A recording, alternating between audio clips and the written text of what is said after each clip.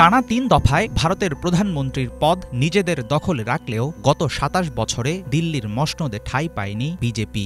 দেশের রাজনৈতিক ক্ষমতার হৃৎপিণ্ড রাজধানী দিল্লি বহুদিন থেকেই নরেন্দ্র মোদীর জন্য এক লজ্জাজনক অধ্যায়। এবারের বিধানসভা নির্বাচনে ঘুরে যায় ভাগ্যের চাকা।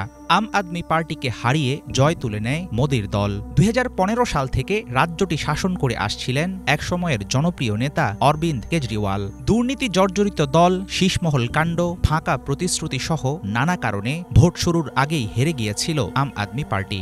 নির্বাচনে তাদের ভরাডুবি বিজেপির জন্য আশীর্বাদ হলেও এর মধ্য দিয়ে সামনে আসছে ভারতে উগ্র হিন্দুত্ববাদের ক্রমবর্ধমান উত্থানের চিত্র। বিজেপির পোস্টার বয় নরেন্দ্র মোদী তার বিজয়ী ভাষণে প্রতিদ্বন্দ্বী অরবিন্দ কেজরিওয়ালকে বলেছেন দিল্লির আপদ। নিউ দিল্লি কেন্দ্রে আম আদমি প্রধান কেজরিওয়ালের বিপরীতে বিজেপি দাঁড় করিয়েছিল দিল্লির সাবেক মুখ্যমন্ত্রী সাহেব সিং ভার্মার পুত্র প্রভেশ বার্মাকে। ধর্মীয় ঘৃণা উস্কে দেয়া ও মুসলিম বয়কটের ডাক দেওয়ার জন্য কুখ্যাতি রয়েছে উগ্র হিন্দুত্ববাদী এই নেতার বিরুদ্ধে। অথচ তার কাছেই নিজ আসন খুইয়েছেন দিল্লির এক যুগের মুখ্যমন্ত্রী হিসাবে পরিচিত কেজরিওয়াল।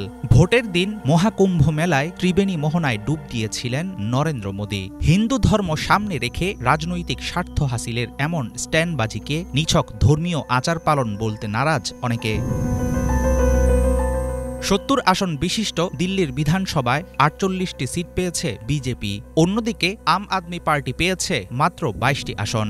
গেরুয়া ঝড়ে ধরাশায়ী হয়েছেন অরবিন্দ কেজরিওয়াল, মনীষ সিসোদিয়ার মতো হেভিওয়েট নেতারা। ২৭ বছর পর বিজেপি কিভাবে জিতল দিল্লির মসনদ, সেটা নিয়ে চলছে নানামুখী আলোচনা। রাজনৈতিক বিশ্লেষক রশিদ কিদওয়াই সহ অনেকের ধারণা, কংগ্রেস ও এএপি নির্বাচনে যৌথভাবে লড়াই করলে এবারও দিল্লির মসনদ থাকত বিজেপির অধরা। বিরোধী পক্ষের এই দুর্বলতার সুযোগ নিয়েছেন মোদী, এড়াতে পেরেছেন হারের হ্যাট্রিক।